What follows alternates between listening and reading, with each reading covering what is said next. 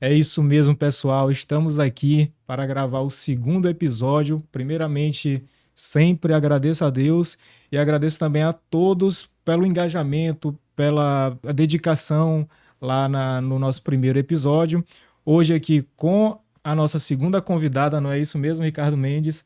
É isso A aí. professora Flávia Valéria, ela que é promotora de justiça, tem pós-graduação em neurociência, em psicologia positiva, é pesquisadora de inteligência artificial, tem mestrado em blockchain. Vamos conversar muito sobre direito e tecnologia com ela, que tem esse currículo que, para mim, é almejável.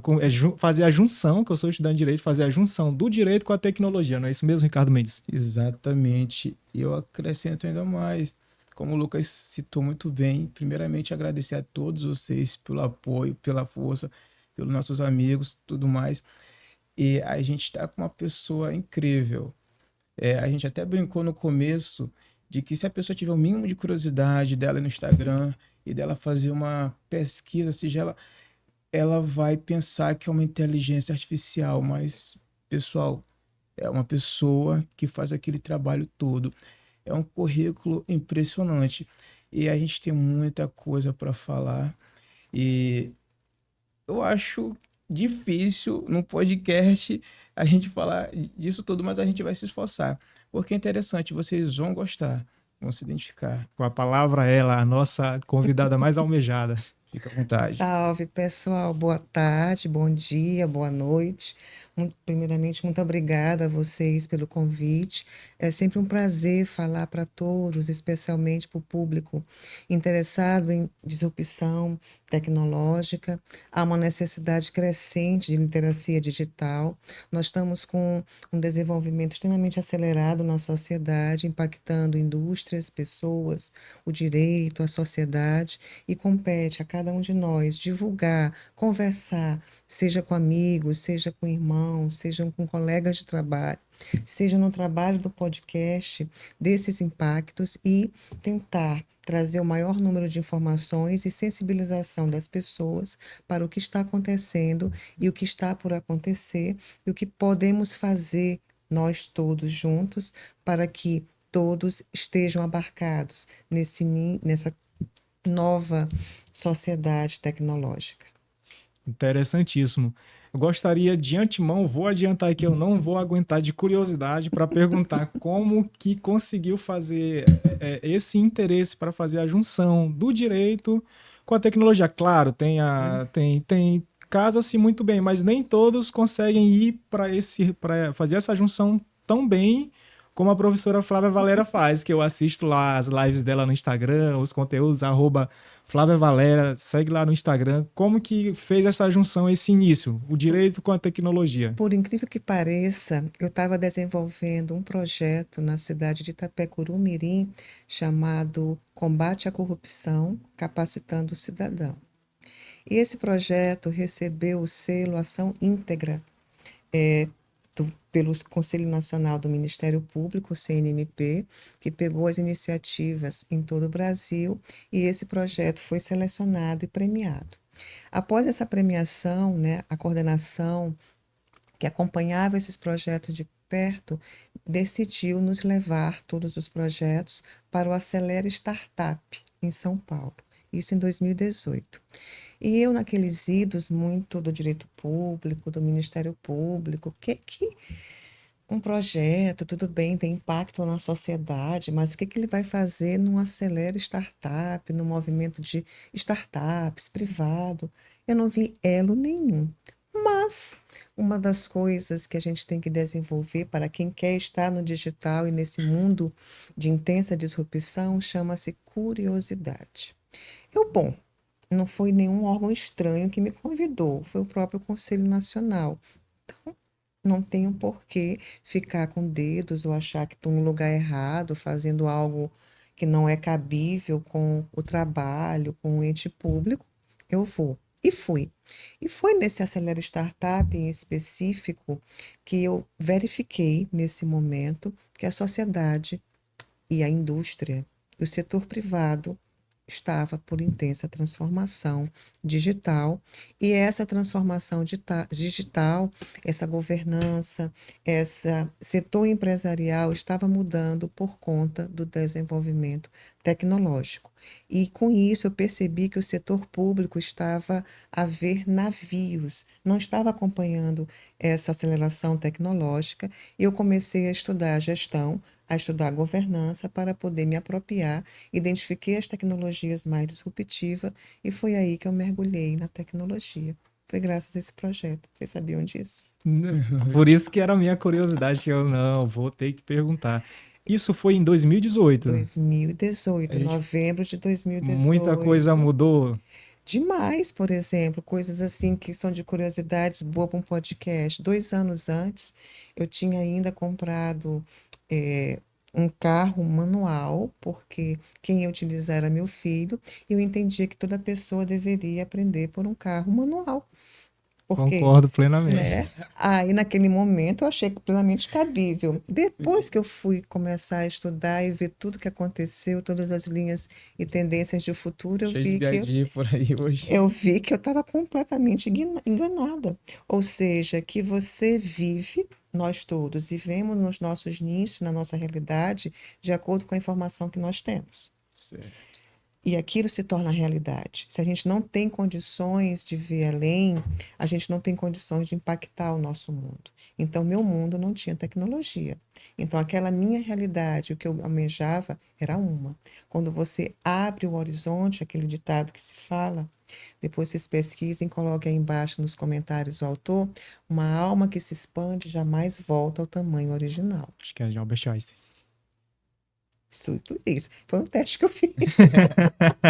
Passou Eu sou professora também, tem que colocar umas estrelinhas de Eu tenho mais pontuação. um ponto a mais. Pronto. A gente pode dizer então que foi uma paixão, vou chamar de à segunda vista, já que era algo completamente uma ponte muito longe entre o direito tradicional e as tecnologias, porque a primeiro modo é muito fora da caixinha. E só que com o passar do tempo, a gente pode até observar que gerou muito engajamento. Você fez formações interessantes. Então a gente pode falar que daí surge uma paixão por tecnologia. Na verdade, surgiu primeiro uma necessidade. Eu estava vislumbrando que era um caminho sem volta e que eu estava atrasada, né? Ou seja, muita coisa já tinha acontecido quando eu comecei a estudar e eu fui fazer a linha do tempo das plataformas digitais, do início. Isso já nós estamos falando de 2012, nós estamos falando de 2010, e eu estava fora desse mundo. Então eu me sentia assim, não conhecedora. Tinham muitas informações que eu não fazia a menor ideia. E aquilo me angustiou muito, porque até então esse mundo paralelo, digamos assim, essa dimensão paralela tecnológica, não fazia parte da minha realidade. E eu, ao comecei a estudar, eu percebi que era um caminho sem volta e que eu precisava, se quisesse estar plenamente bem nesse mundo, né, eu precisava dessas informações e por isso tanto estudo e tanta dedicação. Eu chego a dizer, quando eu falo, nossa, quando eu olho para trás e vejo, gente, em um mês, em um ano e meio, é como se eu tivesse feito uma graduação inteira, de acordo com a velocidade e voracidade que foi, para eu tentar ficar numa página em que eu conseguia entender as pessoas. E, para minha surpresa, o meu início, logo depois desse susto, em 2018, que eu fui realmente estudar governança, e foi bom por isso. Porque eu não caí direto, por exemplo, dos primórdios da inteligência artificial. Eu fui estudar transformação digital. Eu fui estudar o que que é uma transformação digital, como é que uma empresa se transforma digitalmente, como o setor público poderia se transformar. E que tecnologia, apesar de ser algo disruptivo, ela não é solução para todos os males. Tem soluções, como o nosso Clips e nossa boa caneta, que ainda são úteis e devem ficar úteis. Então, a gente não pode dizer que, como tem hoje, né, que inteligência artificial, todo mundo quer uma para chamar de sua e se sentir moderninho, e às vezes o seu negócio não precisa disso e você está apenas fazendo um investimento caro para se tornar moderno. Então, eu fui entender o que é gestão, e o que é a liderança digital, como é que podemos transformar a cultura de empresas e também do setor público para que essa cultura, essa instituição, as empresas possam absorver a tecnologia. Para aí, então, mergulhar nas tecnologias ponto a ponto. E a primeira que me apareceu, que eu fui apresentada, é uma das quais eu reputo que tem uma complexidade bem maior, que é a blockchain. Sim. Blockchain não é algo tão simples de se didatizar e, por exemplo, numa live em 15 minutos eu explicar para vocês o que é uma blockchain, eu nem me atrevo a fazer isso. Eu tentei fazer isso num episódio que eu gravei atrás, e era de 1 hora, 40 minutos, e aí a gente consegue explorar um pouquinho mais para atiçar a curiosidade. E naquele momento que eu iniciei em blockchain, eu me senti analfabeta, literalmente. Não estou falando nem de literacia digital, analfabeta para aquilo, porque eu estava escutando as pessoas falarem. Aquelas palavras faziam sentido sozinhas. Valorização, mercado, Bitcoin, blockchain. Mas quando você compunha ela numa frase, eu tentando entender, fazer algum sentido, eu não conseguia fazer sentido. E aquilo me desesperou, essa é a palavra certa. Meu Deus, que esse povo tá... Eu não conseguia entender. As pessoas falavam, estavam conversando, gente, é português, mas eu não estou conseguindo entender o que essas pessoas estão falando. E eu não. Aí eu parei a régua e não, vamos embora sentar e vamos embora estudar, né? E aí que eu fui fazer as formações, informações com pessoas que tinham algum tipo de referência técnica, né? Não era porque a blockchain ela é muito ligada e atrelada ao mercado de Bitcoin financeiro, mas o mundo dela de usabilidade é infinitamente maior. E não era isso que eu buscava, né? Um conhecimento rasteiro. O conhecimento que eu busco sempre foi muito profundo. Eu quero entender como isso funciona para decidir quais impactos isso pode ter. Esse é o impacto que eu quero fazer essa experiência, ainda que, por exemplo, no financeiro ou não. E aí eu fui escolher as pessoas corretas que apareceram, obviamente que nem sempre nessa filtragem a gente acaba, não, fazendo experiência, não, isso não é muito interessante, você sai e no sentido da pessoa não ser adequada ao seu propósito nesse sentido e buscar formações que sejam profundas. Aí eu encontrei logo a universidade, a Unic, de Nicósia. Eu fiz a minha primeira certificação em blockchain, que é um MOOC, que é um curso gratuito, é em inglês. Aconselho todos que querem ter um nível de conhecimento inicial procurar a Universidade de Nicósia e fazer esse mock. Fiz, consegui uma certa pontuação que me deu uma bolsa, né, um desconto bastante interessante, e por aí eu comecei a fazer o mestrado em blockchain e criptoativos. Então eu fui desvendar isso, foi minha primeira tecnologia. Para aí, quando chegou, digamos assim, o boom da inteligência artificial, eu já estava com alguns degraus sendo caminhados. Interessante. E sabe o que é interessante também, Lucas? É que a doutora ela pegou é, já o prédio em construção. Realmente. Aí isso traz uma preocupação para quem já pega Ele o construído. prédio já construído. E eu achei interessante porque a doutora também, um dos programas dela é ajudar pessoas de mais idades a lidar com a tecnologia. E pegando esse gancho também, eu vejo que as pessoas mais idosas elas têm uma certa dificuldade. Só que se tratando de tecnologia e todo dia ela se atualiza, consequentemente, as pessoas que também são acostumadas, como a doutora citou bem aqui, elas têm uma possibilidade de chegar no ponto de não estar entendendo nada. Eu fico imaginando, e as pessoas aquelas que estão mais lá para trás Pois ainda. é. Então, eu acredito que foi um desafio você pegar esse grupo para gerenciar. Eu queria que você contasse como foi essa experiência também. O projeto Arroba 60 Mais, ele surge como eu já estava muito envolvida em alguns projetos, linhas de pesquisa, artigos. Eu faço parte de uma associação internacional de inteligência artificial, outros grupos de pesquisas, como o algoritmo, estava muito envolvida, e na minha profissão, no Ministério Público, uma das minhas atribuições é a defesa da pessoa idosa, eu tentei vislumbrar como eu poderia contribuir com o município no meu trabalho, algo que era fruto das minhas pesquisas. Foi aí que surgiu o projeto @60mais, voltado para a literacia digital da pessoa idosa, porque assim como a criança e adolescente, é um outro público extremamente vulnerável. E a gente fez um projeto piloto, ou seja, não sabia o que ia acontecer, então o nosso público foi de até 12 pessoas idosas. Eu fiz a parceria com a Secretaria Municipal de Assistência Social, que topou, que bom, porque senão ia ser não seria tão rápido construir o projeto. A secretaria ficou com a parte técnica, né, desde abrir um computador, um mouse, explicar o que é uma tela e desmistificar aquilo para a pessoa idosa. E a minha parte eram os encontros quinzenais, mensais sobre cidadania digital, onde eu ia falar sobre proteção de dados, inteligência artificial, os riscos das deepfakes, dos golpes cibernéticos. E o muito interessante que tivemos dois recortes muito interessantes. Primeiro, foi a ausência do público masculino.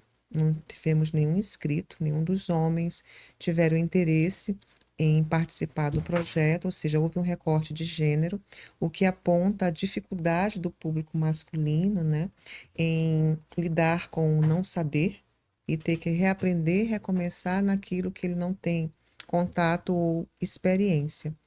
Mas, ao final, pelo menos após um ano, todas elas já eram nível gov.br ouro.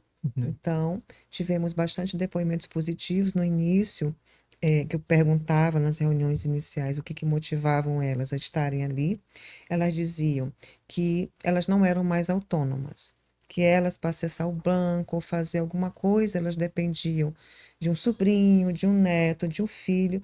Ô vovó, ô mamãe, tu não sabe fazer isso?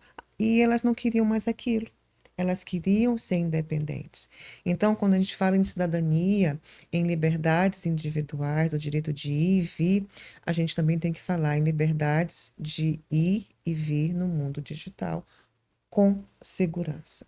Então, se você não capacita a pessoa idosa, a literacia digital, para que elas saibam o que são esses equipamentos, o que podem ter e o que fazer, nós estamos excluindo da cidadania digital essa população e a tornando vulnerável, porque o risco delas de ser enganadas se torna exponencial, ou também protegidas. Teve um caso interessante no começo que ela disse que uma pessoa pediu para ela fazer um Pix, fingindo passar por um neto, e que ela não fez porque ela não sabia fazer o Pix, mas se soubesse, teria feito.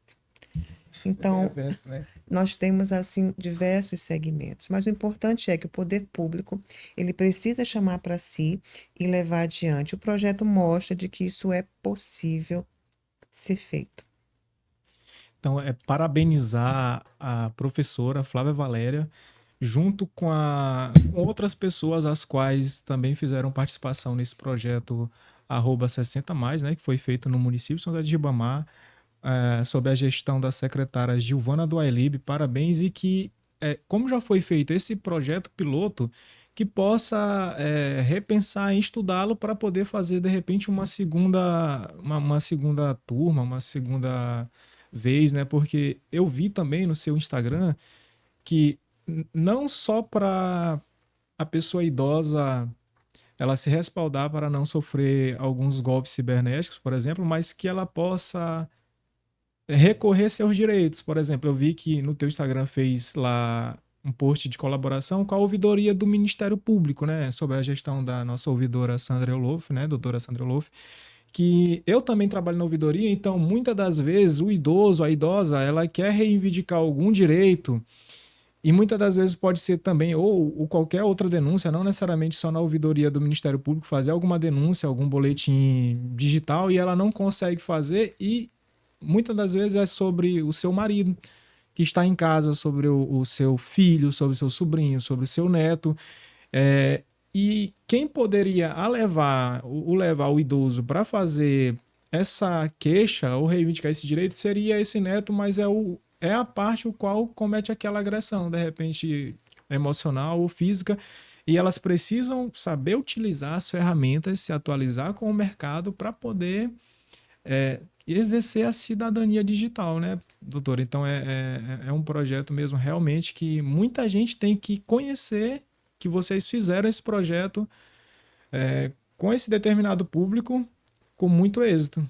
Parabéns mesmo, mesmo, mesmo, porque os idosos estão muito vulneráveis, né? Tem todo o estatuto lá que os ampara, mas a gente precisa fazer valer. E então muitos idosos que estão em uma situação de vulnerabilidade financeira não conseguem se deslocar ou não sabem como chegar até determinado órgão que ele possa solicitar pelos meios credenciados, né, do poder público determinadas solicitações. E aí que eu quero entender da inteligência artificial no poder público, no órgão público. Como que eu vi algum post seu lá no Instagram, que Pessoal, novamente, siga a professora Flávia Valéria, tem muito conteúdo lá no Instagram, eu estava maratonando tudo e é muito interessante mesmo, desde de conteúdos mais formais, até um parênteses só, conteúdos mais informais, como a maquinazinha lá vencendo a inteligência artificial no Recaptcha lá, e a gente dá várias risadas. Então, o poder público ele ainda está engatinhando nessa questão de implementar a inteligência artificial em si nele, né, para automatizar e conseguir. Nós temos aí, nesse ponto de poder público, diversos desafios. Eu vou botar só um parêntese no projeto @60mais, que um dos pontos que às vezes não é nem tanto a violência, que é importante que a pessoa idosa saiba os mecanismos, mas nós estamos passando por uma plataformização de direitos. Por exemplo, a plataforma GovBR, hoje ela é responsável por fazer a prova de vida. Então, isso facilita muito a vida da pessoa idosa que consegue usar o equipamento a seu benefício.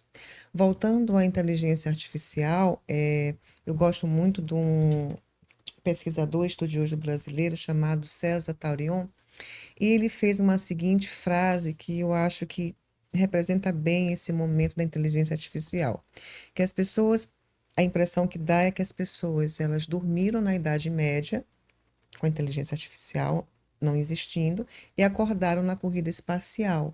E se assombraram como se de repente, da Idade Média para a corrida espacial, houvesse um salto e nada aconteceu nesse meio.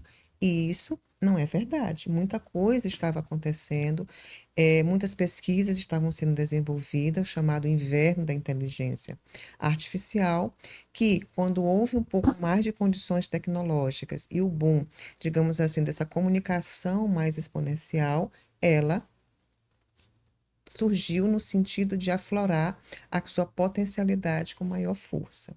E o que isso preocupa e otimiza?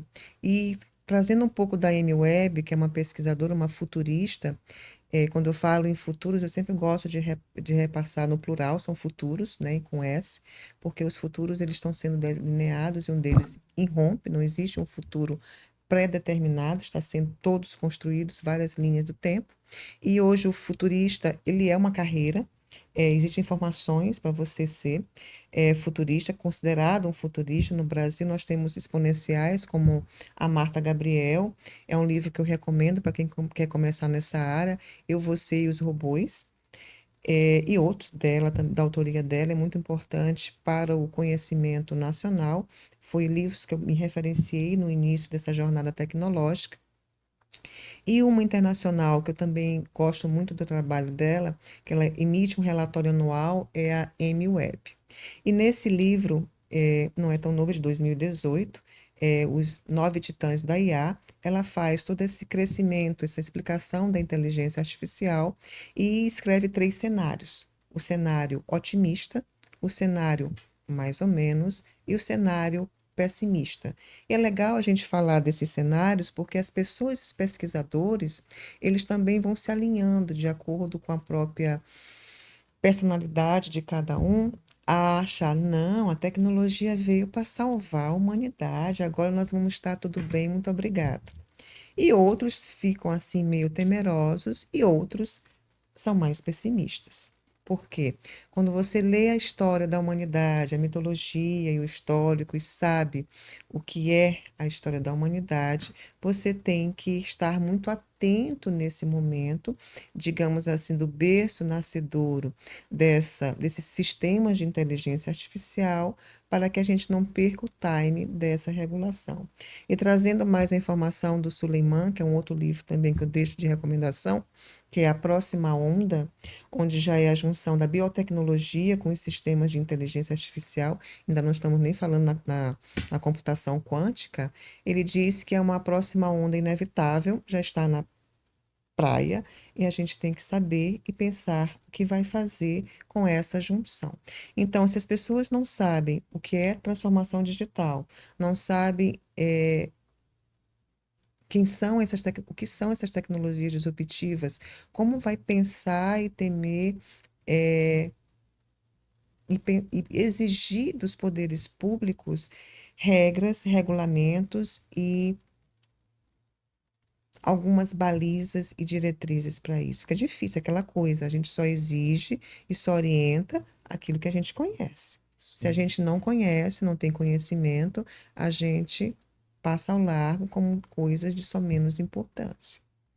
Então, trazer inteligência artificial para o setor público, a gente tem que falar de soberania digital, de data center, de privacidade, de dados, de uma série infinita de outras tecnologias que estão além para que você faça um uso seguro. Hoje nós estamos vivendo uma espécie de oba-oba. Oba, eu vou aqui, vai facilitar meu trabalho, vou fazer, vou clicar, plique, plique, plique, preferência eu quero fazer todo ele, que não me dê mais nenhum trabalho, imprimir ou entregar e ir embora para a praia. Ou para qualquer lugar que a pessoa queira fazer, ver uma Netflix ou ir para o YouTube, qualquer outro lugar. E você não consegue dinamizar e mensurar os riscos de atitudes dessas tão simplistas e reduzindo um problema que ele é orgânico e que ele é real e que nós vamos ter que lidar com essa conta. Que conta é essa? Quais são os sistemas de IA que a gente usa hoje? Em que soberania eles estão registrados? Onde estão os nossos dados? Quem está fazendo uso deles? Onde estão os nossos controles? Então, muito mais do que vejo explosão de cursinhos, já me fizeram umas propostas. Flávia, por que tu não dá aula para ensinar as pessoas a usarem IA ou...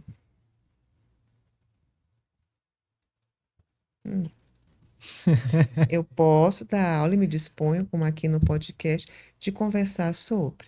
Posso fazer? Posso, mas meu viés é sempre para precaução e prevenção. Olha, nós estamos nos enxurrando de coisas das quais muitos não conhecem muito bem e não sabem o que fazer daqui por diante. E poucos falam isso, porque querem vender os cursos, querem dizer que é uma ferramenta muito boa, porque é o futuro, porque não tem como a gente escapar. Quem usar está fora e está fora mesmo. As pessoas têm que saber o que está acontecendo, têm que aprender. Eu convido todo mundo a aprender, a estudar diuturnamente isso. Quem nunca ouviu falar, que comece a ouvir falar, coloque no seu caderninho, porque nós já estamos tendo uma disrupção, inclusive nos postos de trabalho, gigantesca, e isso vai se acirrar.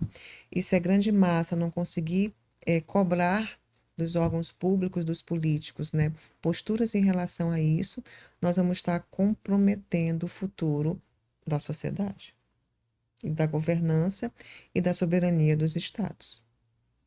Que tem várias implicações também, né? Tem que tomar muito cuidado na questão de dados cibernéticos, né? No poder público, mas eu vejo que chega a ser de maneira, não tem como negar essa mudança e os poderes públicos eles vão se adequando, né? Mas só que tem que ir se adequando de maneira muito bem Eficiente. regularizada. E aproveitando, a gente falou do projeto para os idosos, que é um Uhum, público vulnerável. Voltamos agora aqui em outro público vulnerável também, que são as crianças. Que vi muito que tem falado sobre o ECA, né, digital, que é o Estatuto da Criança e do Adolescente. Como que essas crianças, a gente viu recentemente que fez um boom nas redes sociais sobre aquele influencer, o Felca, né? Que ele falou muito sobre a adultização, a vulnerabilidade dessas crianças no meio digital. Tem-se aí um estatuto qual que resguarda os direitos desse público vulnerável, só que no meio digital está cada vez mais acessível, né, para poder que publique Eu acho que ele elas. ficou triste. Foi? Começar a descontração, aí ele tá triste. Ele ficou preocupado.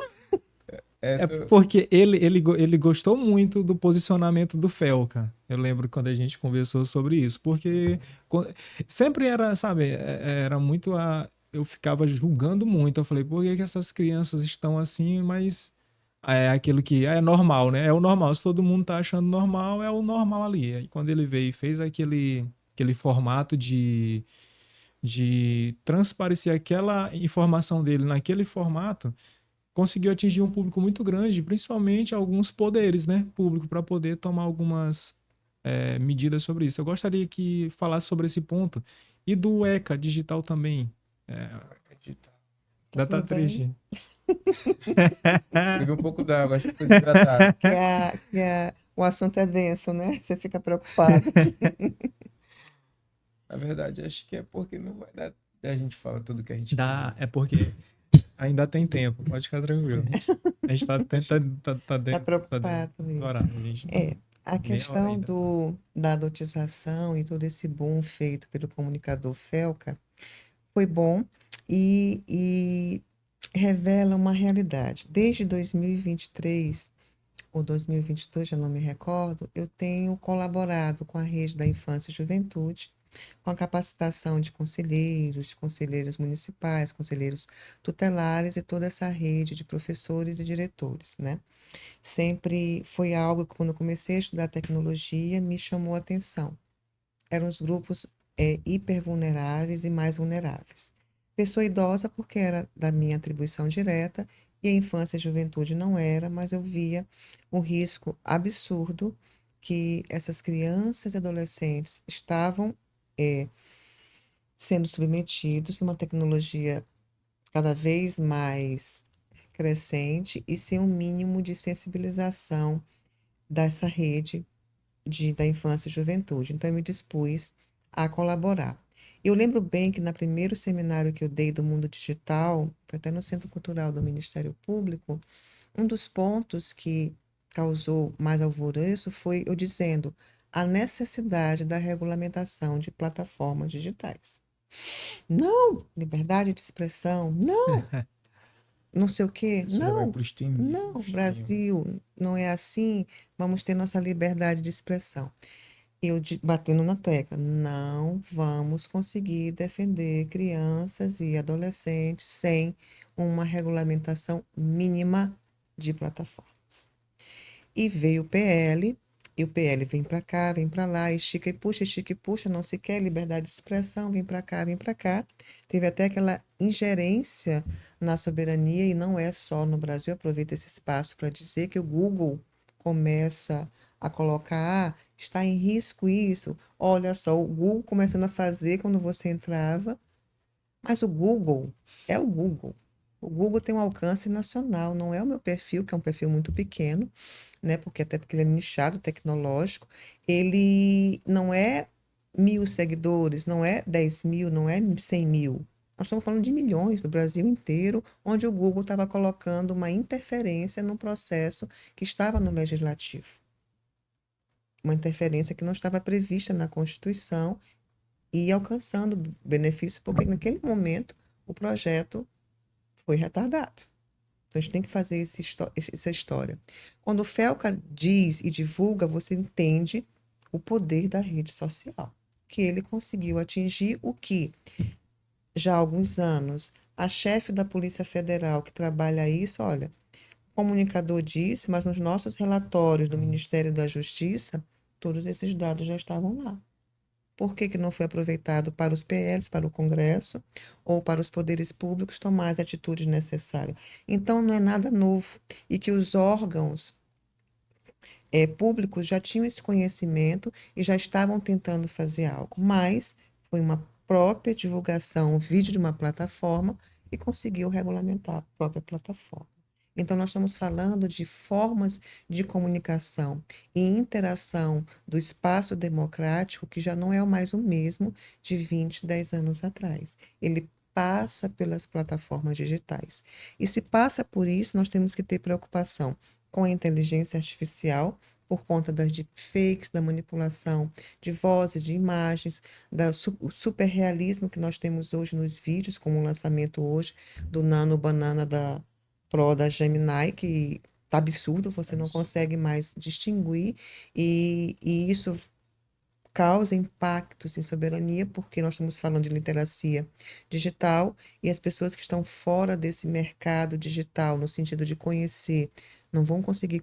A gente já não está conseguindo mais distinguir o que é realidade do que não é. Imagine para aqueles que vão assumir e absorver aquilo como se realidade fosse. Então, nós estamos numa situação bastante delicada social. E voltando aos grupos mais vulneráveis, eu também escutei algo que me alarmava. Muitos me diziam, mas Flávia, a responsabilidade é dos pais. Sim, é dos pais.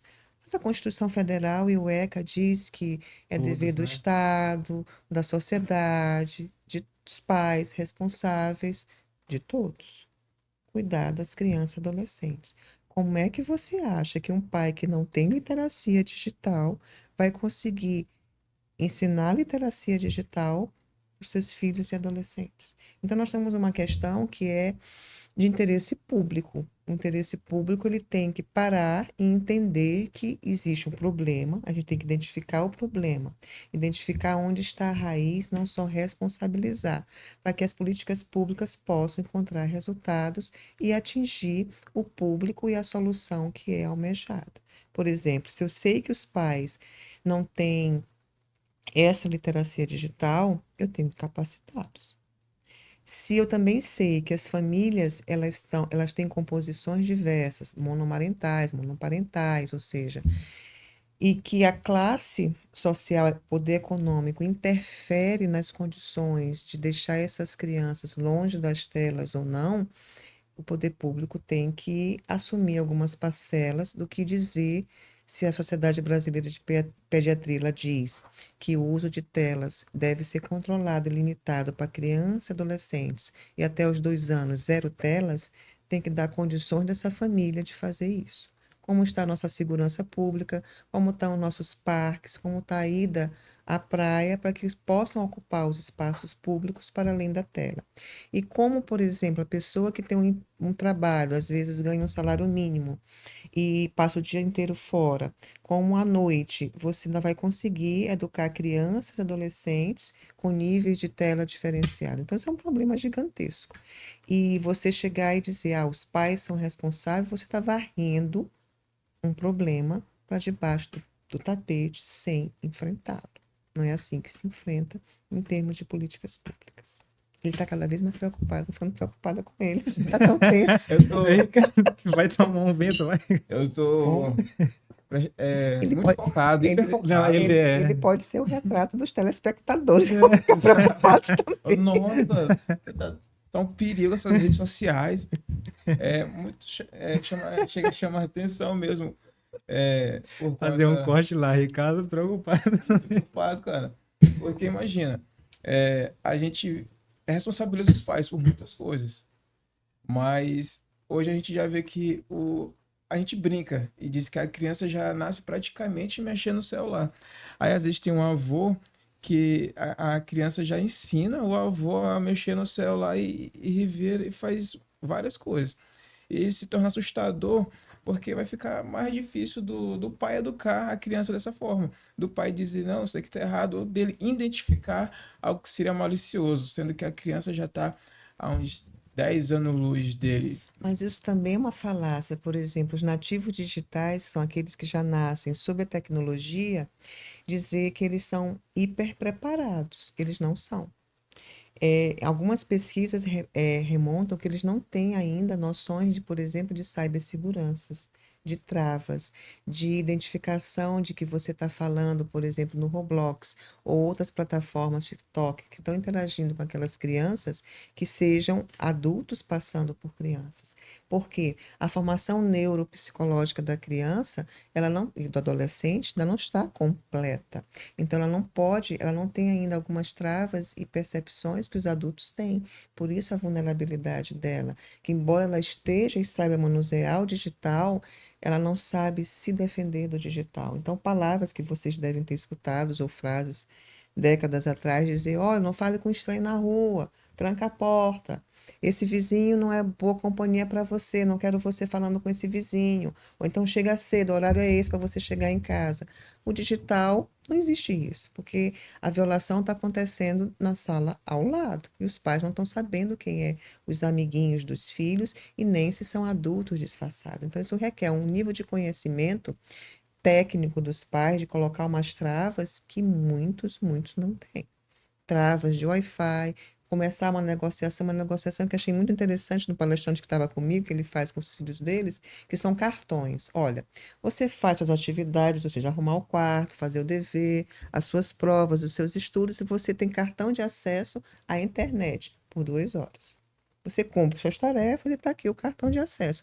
Então, uma série de negociações, mas se o pai não souber desenvolver certas travas e travas seguras mesmo, isso não vai adiantar, porque a criança vai, o adolescente vai burlar isso e rotear o sinal do vizinho de algum outro lugar e criar depois um problema um pouco maior.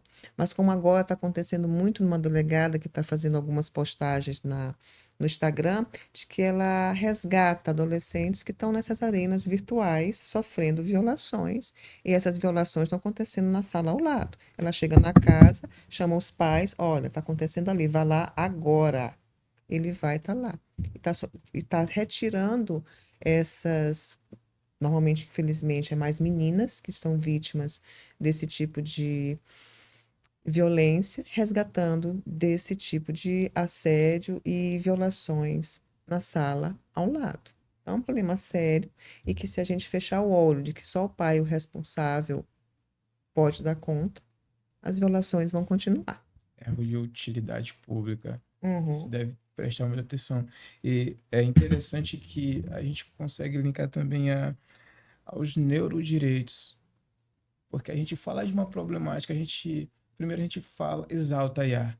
A IA chegou sendo uma coisa maravilhosa, que facilitou o trabalho de muita gente, mas também a gente tem os avessos, a gente tem aquilo que a gente pode chamar da Deep Web, aquilo que pessoas se usam para fazer roubar dados e assim bagunçar a vida das outras pessoas. E o interessante, o que é que também o Ministério Público tem trabalhado nisso, no caso de preservar os dados das pessoas que navegam sobre isso. Por isso é bom a pessoa se informar também, porque eu vejo que é algo que se está trabalhando, mas eu só fui ter informação quando eu fui ver na postagem com a doutora. É Sim, algo de utilidade pública, mas ainda precisa ser disseminado, né? precisa sim. Porque os dados estão lá, né, professora? Como já disse. Mas depende de quem vai estar os comunicando. Acho que deveria também o poder público, de repente, investir em algumas pessoas que estão mais próximas ali da comunidade, por exemplo, um influenciador, alguma pessoa assim, para poder conseguir disseminar esse conteúdo também. Gostaria de falar da parte de uma frase, de um estudo, parece científico que eu vi no teu Instagram, que os pais, uma pesquisa científica, eles têm mais medo de falar sobre redução do tempo de tela com os filhos do que sobre sexo. Que é algo que antigamente era um tabu, né? Eu tenho medo de falar sobre sexo com meus filhos, mas hoje mudou. Agora, sobre essa determinada pesquisa, é como se os pais têm mais medo sobre falar: menino, para de usar mais essa tela aí, para de ficar 2, 3, 4 horas, 5 horas. Não, não são jovens, são crianças mesmo de 8 anos, 7 anos que ficam com tempo de tela muito grande. E isso eu acredito que tem de certa maneira, à luz da neurociência, acho que chega a ser nocivo, né, para aquela dopamina barata e tudo, aquele hábito que vai criando, de repente, sei lá, prejudicando uma neuroplasticidade, todas essas situações para a criança naquele do neurodesenvolvimento. É algo que eu achei muito interessante. O que, que a professora pode nos falar? Porque é mestre, né? Ela é mestra em neurociência. Não, pós-graduação. Pós-graduada. Pós-graduação. É. Em relação às neurotecnologias, é outra vertente bastante delicada. Por quê? Porque o nosso marco regulatório da inteligência artificial ainda está em processo no Congresso Nacional. E a introdução dos neurodireitos, né, a proteção como um direito fundamental, né, a questão tecnológica, das neurotecnologias, ainda é uma proposta de emenda constitucional. A proteção de dados já está inserida na Constituição Federal, mas essa parte em relação o resguardo da atividade cerebral como um direito fundamental ainda é uma proposta que ainda não avançou. Então, nós nem temos nem ainda o avanço desses marcos regulatórios e já temos tecnologias fazendo altos impactos, né? Seja no neuromarketing, seja na questão da insistência de propaganda que você use, seja de dispositivos dos wearables que todo mundo, uns já estão usando e que fazem impactos de como você percebe a realidade, os próprios algoritmos que levam à indução ou premiam reações, seja de vídeo, de postagens, impactando também a sua atividade neural. Isso de forma externa. De forma interna, a gente chega na Neuralink e de todos os dispositivos que têm um contato direto e interferência com o projeto do professor Nicoleles, neurocientista nosso, no projeto Walk Again. Então, é um campo vastíssimo e que esse também, a sociedade e as discussões ainda estão engatinhando. E esse ponto que você passou, eu fiz só essa introdução, os pais, eles estão, digamos que, perdidos, no sentido de que, falta literacia digital e falta o conhecimento de estratégia de como vão negociar com crianças e adolescentes que estão há muito tempo expostos a telas, ou seja, com aquele nível de neurotransmissores bastante superestimulados, e isso levando o índice de ansiedade, às vezes de depressão, turbulência no sono, porque os adolescentes ficam aquele plim, plim, plim, plim da mensagem, e o sono fica leve e tem que responder imediatamente, um prejuízo disso para o sistema biológico é gigantesco e a ciência vai detectar quando esses adolescentes se tornarem adultos e as pesquisas médicas avançaram sobre o prejuízo orgânico que isso causou, mas a gente não precisa chegar lá para intuir e tentar ver que esse caminho, até por vias científicas, não é bom. E a gente tem que fazer estratégias para interromper agora. E também tem uma questão que, para os pais imporem esses limites, eles têm que se limitarem. Eles têm também que entender que eles têm que reduzir o uso de telas, gerar uma convivência familiar, gerar passeios ao ar livre, ou seja, os pais irresponsáveis também precisam sair das telas para que, com o exemplo, né, melhor educação é o exemplo, se possa estimular as crianças e adolescentes a outras formas de convivências e também de interação. Mas chega aí um ponto que é interessante ver. Uma família que seja exclusiva de um único pai, única mãe, e com 3, 2 filhos, e essa família toda seja neurodiversa, ou seja, existem alguns espectros de hiperatividade ou outros próprios da neurodiversidade, e que às vezes a tela é o único momento que o pai consegue tomar banho Sim, e almoçar. sim, Então a realmente. gente não pode colocar uma regra por baixo, porque é múltiplo as famílias, é múltiplos os casos, mas o problema tem que vir para a mesa. E não a questão do apontar o dedo. Ah, é sua responsabilidade, você é o culpado, ou isso, aquilo. Que isso nós não vamos avançar contra a sociedade. Mas sim entender o problema e tentar as múltiplas soluções por diversos casos que aparecem no concreto. Acho que ele Perfeito, ficou mais feliz agora, Ricardo. perfeito. Estou satisfeito. Aceita um pouco mais de água? Sim. E aí, Porque essa parte neural, ela é interessantíssima. Até então, eu não tinha parado para prestar atenção, não tinha parado para ver. Até que eu fui me deparar de novo com algumas postagens da professora sobre o impacto que a tecnologia tem na parte neural do ser humano. Às vezes, associado a uma ansiedade, é uma coisa muito boa. Só que se não bem administrado, a pessoa ela vai acabar por uma sequela neural. Aí a gente vê as complicações do século, que seria ansiedade, depressão, e muitas delas ligado à tela, ligado ao mau uso da tecnologia. Aí vem o Elon Musk e diz que vai fazer uma inteligência artificial para as crianças lá. Foi algo assim que tem lá no teu perfil? A inteligência, então brinquedinhos agora com IA, eu É isso? socorro, Vamos ver. socorro. Então, é algo que isso desencadeia também muita ansiedade, muita depressão, que tem aquelas chargezinhas que antigamente a mãe ficava tirando o filho da rua para colocar em casa, e hoje ela tenta tirar ele do celular para ir para que ele tenha aquela convivência, né, que o nosso sistema biológico já está há muito tempo habituado para isso, acostumado para isso. E eu acho interessantíssimo também. Mais interessante do que eu acho da junção do direito com a tecnologia é o direito com a tecnologia e com a neurociência. Que esse vai ser meu currículo que eu almejo.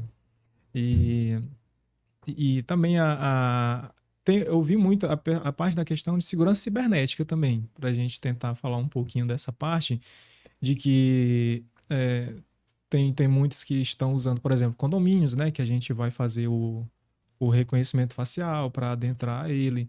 Como que está sendo usado ali? Tá, tem a LGPD, que é a Lei Geral de Proteção de Dados. Mas realmente está sendo... Estão levando a sério aquela legislação? Será que aquele condomínio, aquela administradora tem aquela regulamentação ou não tem? Como que tá os testes de vulnerabilidade para aquilo, para outras pessoas acessarem? Essa parte de segurança cibernética também, então, é o ponto mais que tem que levar em conta com todos os sistemas de informação.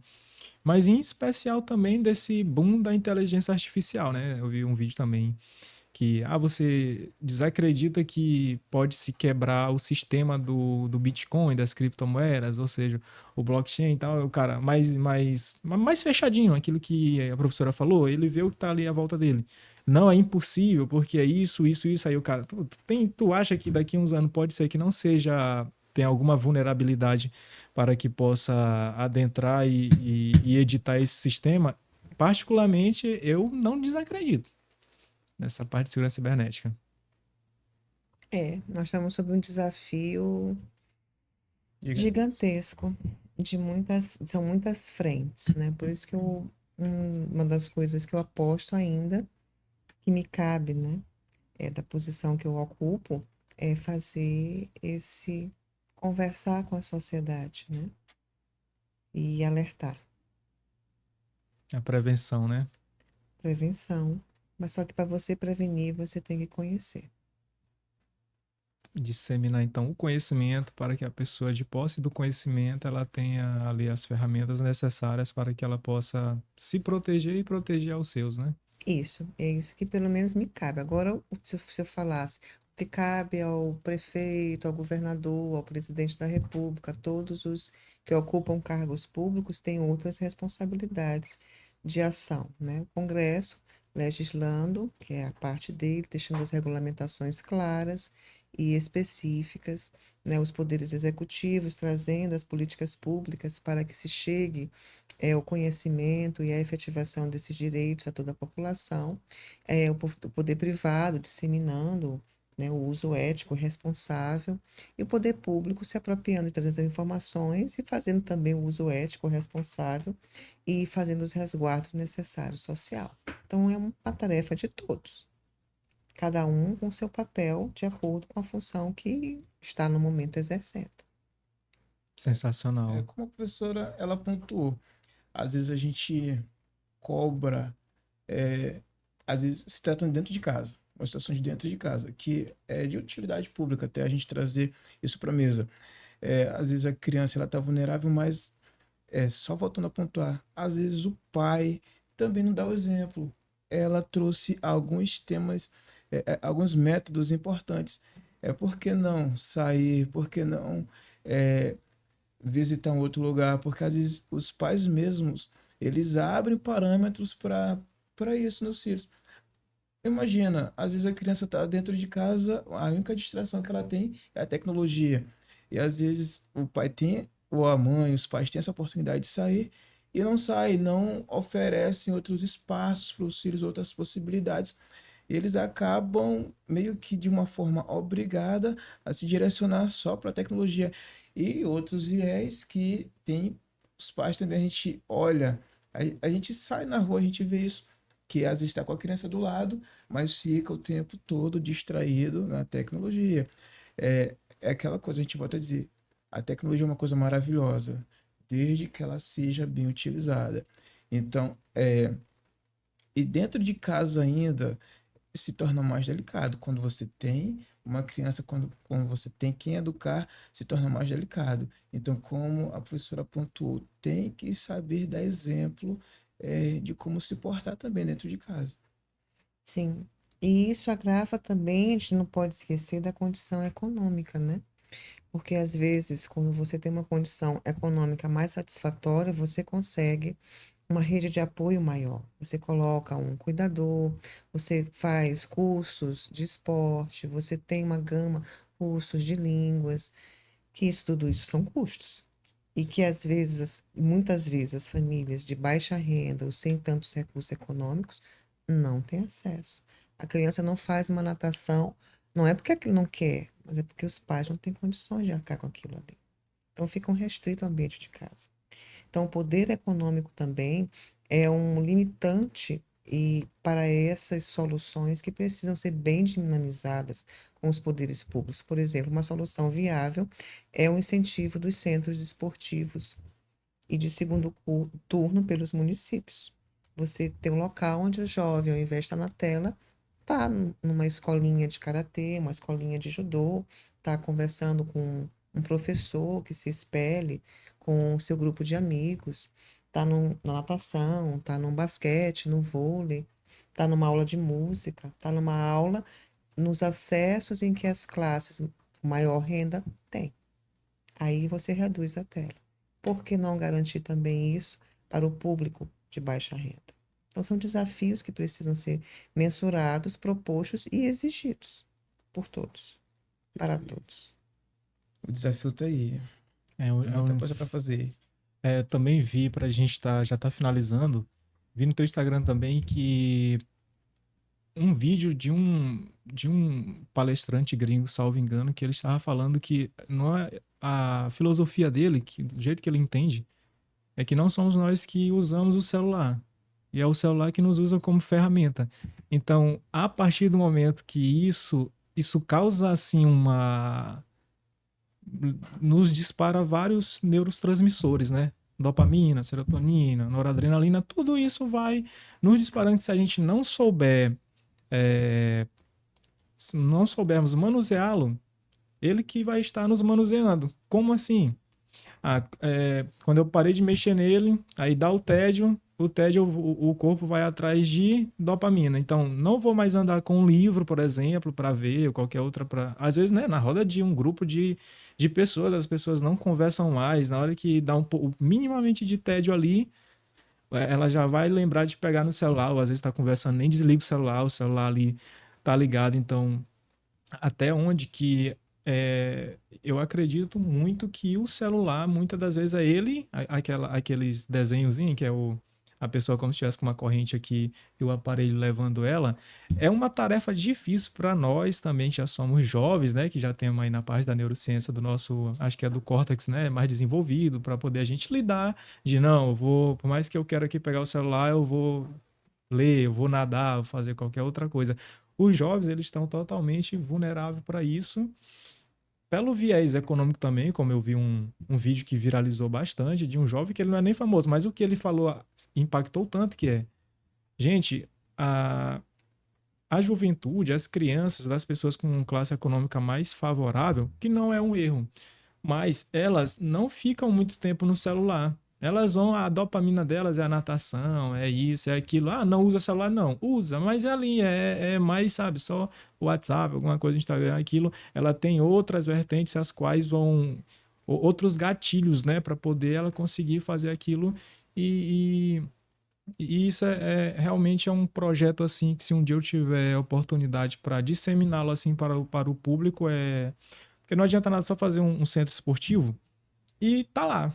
Ah, mas a juventude não vai jogar bola, não. Vamos tá complicado na era digital. Vamos fazer uma campanha digital, algo assim de deixa a tela um pouco de lado e venha e volte jogar um futebol, alguma coisa, uma natação, algo nesse sentido, conscientizar, porque muitas das vezes até a família ela não tá, já virou tão normal o uso daquelas telas em casa de não sair muito que para eles já é normal, sendo que se eles pudessem ver assim em uma retrospectiva e visse assim, não, antigamente os meninos jogavam bola aqui, ou é na rua, no asfalto, no campo, se não tivesse era no asfalto, qualquer coisa que fosse. E hoje em dia não, hoje em dia tá mais só tela. Eu condeno? Não, porque tem muita coisa pra gente assistir, por exemplo, podcast, isso tudo, tem muita coisa. Mas só que às vezes a pessoa ela já tá muito no tédio, que ela não tem algo para fazer ou ela nem tem mais força, ou seja, dopamina para ir atrás de realizar uma outra tarefa, ela já fica um escravo daquilo. Então, finalizando, realmente quando chega assim nesse patamar de ser muito nocivo, a pessoa está sendo uma ferramenta para esse celular e para estar ali naquele algoritmo totalmente um vício totalmente assim. A gente entra agora na parte de talvez uma possibilidade do Google estar muito interessado, né, em estar disseminando aquilo, de querer mudar o contexto do que queriam aprovar para essa regulamentação e querer dizer que era censura, que era é, é, tirar ali o direito de expressão e tudo, porque isso gera muito dinheiro para as plataformas, mas muito dinheiro mesmo, demais. Ah, mas eu acesso o Instagram e eu não pago nada, não assisto 5 segundos de anúncio igual no YouTube, por exemplo, mas só de visualizar ali ainda que muito rápido, para vocês terem noção, salvo engano, a última vez que eu pesquisei o faturamento do Instagram, em 2019, eram de 20 bilhões de dólares. 20 bilhões de dólares. Sem a pessoa paga ali o tráfego pago e dessas outras formas, mas os grandes consumidores são as pessoas que estão ali cada vez mais um minuto. Então isso cria-se, é um vício mesmo no cérebro dessas pessoas, desses jovens. Então, lhe parabenizo muito por estar muito engajada, ainda que tenha, sabe, recebido ofertas de outras iniciativas para dar aula, mas sempre assim, com um nível de criticidade muito grande, no sentido de, peraí, a população já está preparada para isso só recebendo um boom, de use aqui, use ali, use aqui, e não está preparada para se prevenir sobre o uso dessa tecnologia. A professora, enquanto professora e enquanto promotora, ela promove essa disseminação dessa prevenção para que as pessoas, principalmente mais vulneráveis, elas possam se proteger nesse meio e utilizá-las e não ser usadas por elas, pela plataforma, não ser usada, mas ser utilizada. Professor, então, para finalizar, gostaria que deixasse um conselho para as pessoas que estão muito ligadas nesse meio de tecnologia, do direito, do Ministério Público, da professora que imagina, ela em 2018, desde 2012, 15, 18, ela já vem nesse entusiasmo todo, que tem muita coisa para estudar, né, nesse meio de tecnologia, já vem estudando, e às vezes a gente faz um uso de um chat GPT, de uma inteligência artificial, vê ali e já acha que sabe alguma coisa, porque na verdade já sabe alguma coisa, saiu do zero. E ainda mais ela que tem estudado tanto isso, então ela tem um conhecimento assim, de fato, exponencial, que tem o conhecimento desse meio, viu, caraca, isso aqui não é só ter a informação, mas é o conhecimento, né? Sabe como que vai ser usado, o que pode ser usado para o bem, o que pessoas mal intencionadas podem usar para o mal, para diversas classes, idosos, crianças. Gostaria que deixasse um conselho para a gente finalizar para essas pessoas o teu propósito nesse meio. Tá bom, vamos tentar condensar. Não se preocupe. Quem não começou ainda essa jornada de tecnologia, de estudos, não se desanime. Por quê? Porque daqui a 5, 10 anos, a gente vai ter novos sistemas, novas tecnologias que ainda não surgiram. Então, todo mundo está ainda aprendendo e deve aprender. E isso leva ao quê? Que o seu conhecimento tem que estar em constante busca.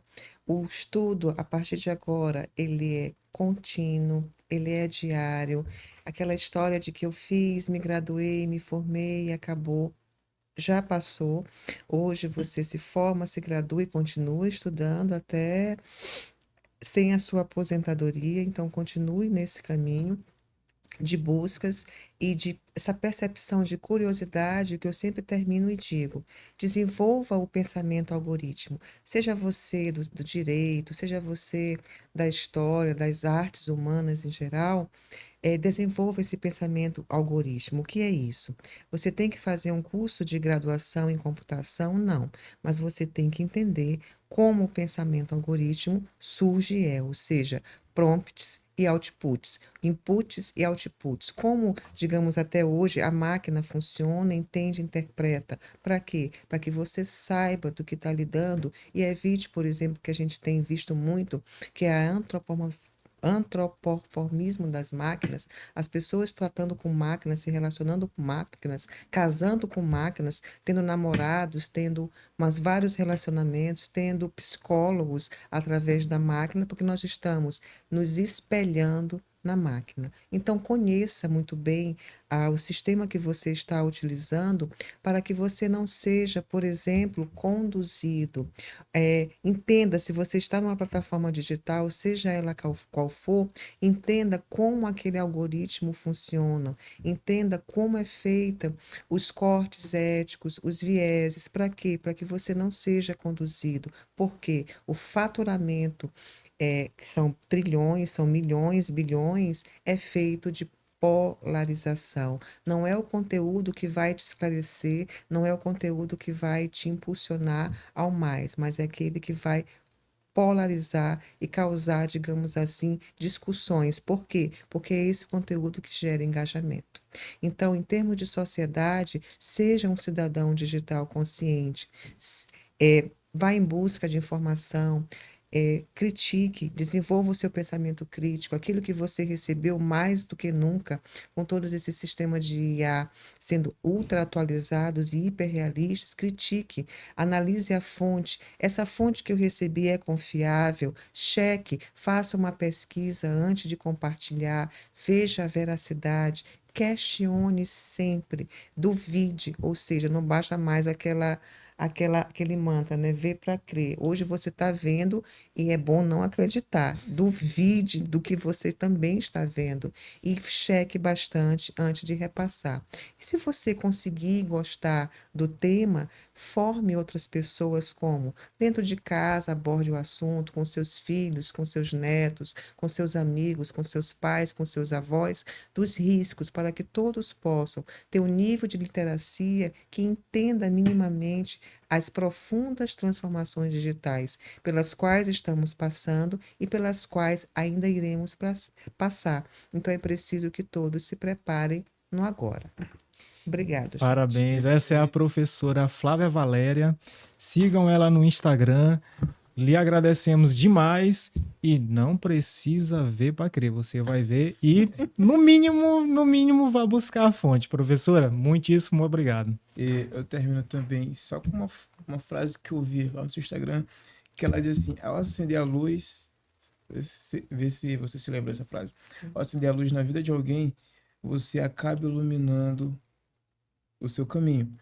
E a gente observa que a doutora ela tem feito um caminho interessantíssimo e a gente vê o porquê do plantar, a gente sempre colhe. Então, eu reforço as considerações. Parabéns, doutora, porque você não tem só buscado conhecimento para si, mas quando você coloca esse conhecimento à mesa, você acaba abrindo os olhos de outras pessoas, como você ajudou a informar o Lucas, a mim também, sobre várias áreas da tecnologia, do direito, e isso é louvável, quando você abre os olhos de alguém, o seu caminho também é iluminado. Então, obrigado pela aula. E que aula, hein, Um Lucas? bate-papo. Aqui, eu me senti iluminado, até que eu tenho a tatuagem iluminada aqui escrita, eu tô iluminado. Professora, muito obrigado. Esse foi o nosso segundo episódio. Curtam, se inscrevam e sigam a professora Flávia Valéria no Instagram. Obrigado, pessoal.